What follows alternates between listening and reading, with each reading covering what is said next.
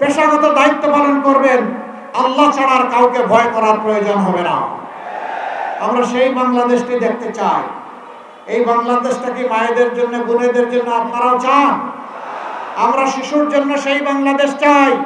জন্ম নেওয়ার পরে সে যেন অপুষ্টিতে না ভুগে, সে যেন তার প্রাপ্যটা পায়, সে যেন তার স্বাস্থ্য পরিচর্যা পায়, আর একটু বয়স হলে সে যেন সুশিক্ষা পায়, তার শিক্ষা শেষ হলে সে যেন হাতে তার কাজ পেয়ে যায়। আমরা সেই বাংলাদেশটা গঠন করতে চাচ্ছি। এখানেই আমাদের কথা সাফ। আমরা আমাদের যুব সমাজকে তাদের হাতে বেকারের ভাতা তুলে দিয়ে অপমান করব না। তারা দাবি তুলে মিছিল করে কাউকে বলেনি আমাদেরকে বেকার ভাতা দিতে হবে। 24-এ তারা আন্দোলন করে বলেছিল আমাদের কাজ আমাদের হাতে তুলে দিতে হবে। আরএফএল চেয়ার বলে চেয়ার মানে সমতা, আরএফএল চেয়ার ক্ষমতার নয় সমতার চেয়ার।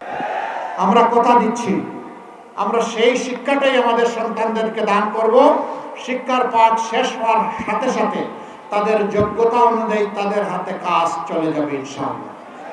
সেই দিন কাজ তুলে দিয়ে বলবো, যাও গড়ে দাও আমার প্রিয় বাংলাদেশ, আর গর্ব করে বলো আমি বাংলাদেশ। এরপরে বলো এ আমার বাংলাদেশ। সেই দায়িত্ব তোমাদেরকে দিতে চাই। এখনকার যুব সমাজকে এই দায়িত্ব গ্রহণ করার জন্য প্রস্তুত? প্রস্তুত?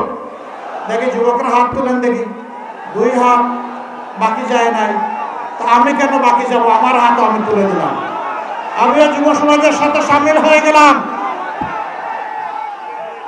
সম্মানিত ভাইরা, আমাদের যুবকদের প্রতিভা আছে, আমাদের যুবকদের সাহস আছে, আমাদের যুবকরা পরিশ্রম প্রিয়। দেশে কিংবা প্রবাসে যেখানেই থাকুক তারা জগৎকে, জীবনকে চমকে দেয়।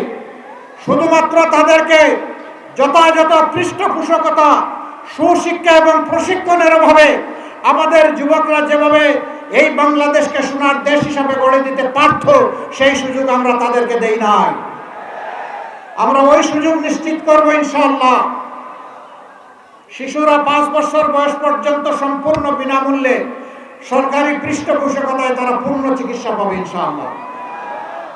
বয়স্করা জীবনের একটা পর্যায়ে যখন অবসর জীবনে চলে যাবে, 60-65 বছর বয়স হয়ে যাবে, তারপরের স্বাস্থ্য সেবার পূর্ণ দায়িত্ব সরকার গ্রহণ করবে ইনশাআল্লাহ। মাঝখানেরটা আমরা ভাগাভাগি করব, এটা হবে পার্টিসিপেটরি। আমরা শেয়ার করব আমাদের সম্পদ আর সরকারের সম্পদ। সরকার তো আমাদেরই। সরকারকে, সরকারের আবার সম্পদ কি? সারা সম্পদ জনগণের। বলবেন যে এত এত জিনিস, চাকরিও দিবেন, শিক্ষাও দিবেন, আবার বিনা পয়সার চিকিৎসাও নিশ্চিত করবেন, টাকা পাবেন কই? টাকা জমা আছে কোথায় বলেন তো? না, তা বলতে পারবেন না।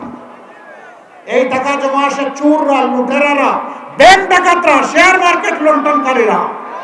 আমার দেশের যে 28 লক্ষ কোটি টাকা বিদেশে পাচার করেছে, সেই টাকা আল্লাহ যদি আমাদেরকে সাহায্য করেন, সামর্থ্য দেন, ওদের মুখের ভিতর দিয়ে হাত ঢুকাইয়া পেটের ভিতর থেকে বের করে আনবো ইনশাআল্লাহ।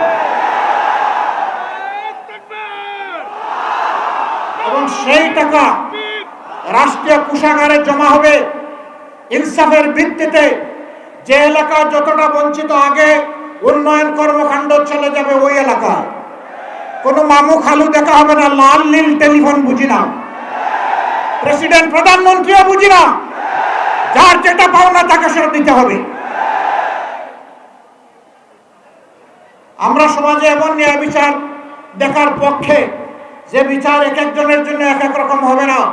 একজন সাধারণ মানুষ কোনো নির্দিষ্ট অপরাধ করলে তার বিচারে যে শাস্তি হবে, দেশের প্রধানমন্ত্রী কিংবা রাষ্ট্রপতি যদি সেই একই অপরাধ করেন, তাদেরকেও ছাড় দিয়ে কথা বলা হবে না।